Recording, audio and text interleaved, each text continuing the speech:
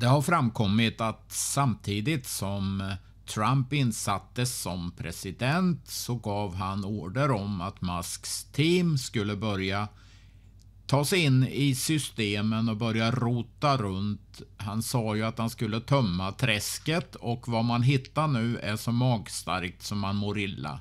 Lyssna nu vad Abi Avelov talar om här på det här klippet. Sprid detta vidare, vänner. Public records exposed by Elon Musk and his team at Doge now confirm that USAID, a US federal government agency, pumped millions of dollars into Israeli organizations that fueled the political left in Israel, creating division and instability, ultimately emboldening Hamas and literally leading to the death of many Israelis and the suffering of all Israelis, especially our hostages remaining in Gaza. This isn't just political influence. This was a coordinated campaign to topple Netanyahu and destabilize Israel. One of the most shocking revelations involves an Israeli NGO called Blue and White Future, a group that was barely active until 2023. Then suddenly, out of nowhere, it became the financial engine behind the massive Kaplan protests against judicial reform. So, where did all the money come from behind those huge protests? As this account tweeted on X, the English translation of the public records, and he writes, very important information on USAID sent through the Blue-White Future Fund used in Israel to cause the street demonstrations that paralyzed the military and nearly toppled the democratically elected government on the eve of the Hamas attack. And translating the records into from Hebrew to English, public records reveal that in 2023 alone, Blue and White Future received 160 million shekels, roughly $44 million. And guess what? At least 14 million of those shekels, around 4 million of it, came directly from, you guessed it, USAID. That's right, the Biden administration, through USAID, was directly funding the anti-government protests in Israel. Color revolution. They called it Israeli democracy in action, but it wasn't democracy. It was a Obama-Biden-Harris foreign-backed, well-funded attempt to take down Netanyahu through a color revolution. And now we understand why U.S. Secretary of State Antony Blinken personally met with the protest leaders during some of his visits to Israel as he was meeting with his operatives. It wasn't just regular Israelis. They were working for the Biden-Blinken administration. And the worst part, Hamas itself admitted that those protests played a direct role in their decision to attack Israel on October 7th. Senior Hamas official Ari Baraka openly said that they watched the Kaplan judicial reform protests, saw Israel was divided and weak, and decided it was the perfect moment to strike. So let's be clear. Hamas had been planning that attack for years, but the timing of the attack was dictated by the division that they saw in Israel that, again, was created by this Obama-Biden-Harris-backed, U.S. aid-funded protest movement that directly encouraged Hamas to viciously attack Israel. In other words, this Obama-Biden-Harris-backed U.S. aid-funded protest movement directly encouraged Hamas to attack Israel and massacre Israelis. And yet, the damage doesn't stop there. After October 7th, the anti-government protest movement didn't disappear. Instead, it morphed into the hostage families bring them home movement, using the suffering of our hostages as a weapon against the Israeli government and Netanyahu. The same political operatives who ran the Kaplan judicial reform protests quickly rebranded themselves, hijacking the anguish of families and turning them into a political pawn to pressure Netanyahu and his government into dangerous concessions under the slogan, "Bring them home," with the pressure of the Biden administration.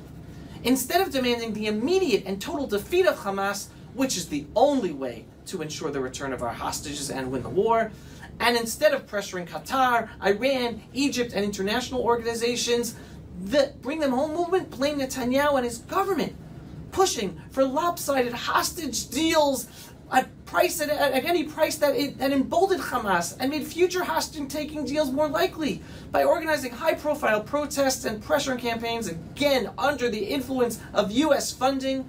The movement signaled to Hamas that the longer they held out, the more they could pressure and extract from Israel in a hostage deal. This played directly into Hamas's hands. Every time the pressure on Netanyahu increased, Hamas increased its demands, delaying the release of our hostages and putting Israeli soldiers and civilians at greater risk. But the backstabbing corruption of the Biden administration goes even deeper. At the same time that USAID was funding anti-government protests in Israel, like first against the judicial reform, then in the name of the hostages, they were also funding Hamas. Yes, even worse, USAID was also funding the Palestinian Authority, claiming that the money was meant to reduce the influence of Hamas. Think about the evil of this for a second. USAID was funding Hamas while also giving money to the Palestinian Authority, pretending that it would counter Hamas. Meanwhile, the Palestinian Authority itself agreed to pay over $97 million to reward the Hamas terrorists who personally carried out the October 7th horrendous barbaric attacks. And on top of all this, 2.1 billion USA dollars that have been sent to Gaza and Judea and Samaria directly wound up in the bank accounts of billionaire Hamas and Palestinian Authority terrorists who call not just for the destruction of Israel, but for death to America. Check out this parody video that highlights this specific issue.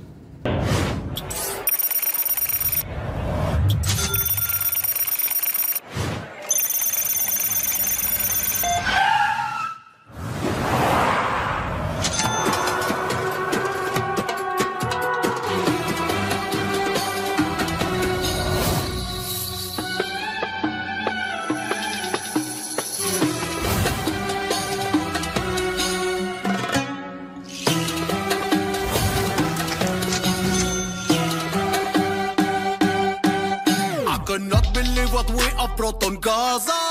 Thank Allah that we are safe in the plaza. Have nothing left to eat like a Ramadan retreat. I don't really give a shit. Check out, we are dealing here with monsters. The room service wouldn't bring us lobsters. Call Maya Khalifa to play with us on FIFA and tell her to dress up like she is a nurse in chief.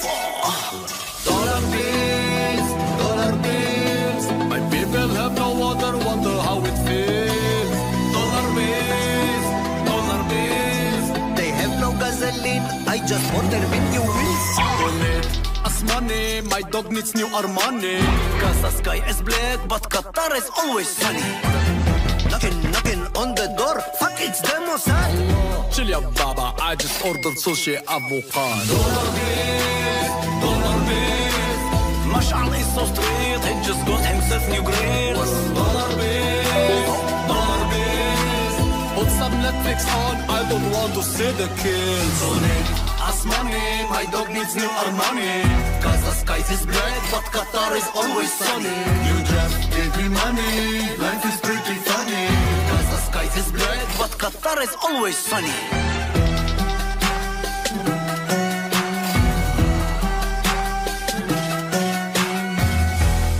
And in this article, titled Biden Admin Filled Terrorist Coffers with Over $1,300,000,000 before Trump took wrecking ball to foreign aid, that millions of dollars the Biden administration gave to Palestinian cause organizations. It writes that the Palestinian Authority agreed to pay more than $97 million to reward the barbaric Hamas terrorist perpetrators of the October 7th attacks. And the Biden administration continued giving it money, even after it gave the money to the terrorists that did the October 7th massacre. Can it get any more evil than that? It is very important that everyone understand that the Obama-Biden-Harris administration used American taxpayer money to fund both sides of the Palestinian Arab terror machine, Hamas and the Palestinian Authority. And it doesn't stop there. It gets even worse. In 2016, U.S. aid gave $310 million of U.S. taxpayer money to a Palestinian Arab cement factory in Gaza. What did that money fund? The building of the terror tunnels in Gaza. Perhaps the worst expenditure from USAID. USAID in 2016 gave $310 million of your taxpayer money to a Palestinian cement factory project. It was a private venture by a company called Sanad to create cement mills and factories What do you think they needed all that cement for? What do you think they used all that cement for? I'll give you 3 guesses. What did the Palestinians in Gaza use all that cement for, paid for by your taxpayer dollars? Any ideas? Oh, yeah, that would be the 300 miles of terror tunnels that Hamas built underneath the Gaza Strip, leading to the complete destruction of the Gaza Strip after October 7th. So just slow clap for the geniuses in the permanent bureaucratic state. The very tunnels that Hamas used to attack us and kidnap us and kill Israelis on October 7th and hide our hostages until today were literally built with U.S. taxpayer money funneled through USAID. I hope you are internalizing that this wasn't incompetence of the Biden administration. This was a coordinated attack on Israel by the Obama-Biden-Harris administration. And yet there are still American Jews who are complaining about Trump being elected and not receiving the next Obama-Biden-Harris administration? Understand the pattern is undeniable. USAID funded Israeli protests to weaken Netanyahu, funded Hamas to wage war against Israel, funded the Palestinian Authority while it was rewarding Hamas terrorists, and they reward their own terrorists, funded the cement factory that built Hamas's terror tunnels. This wasn't a mistake, everyone. This was a policy. And the ultimate goal? To topple Netanyahu so that a left-wing government would be installed in Israel that would retreat from Judea and Samaria, divide Jerusalem, and surrender to the Obama-Biden-Harris administration's demands.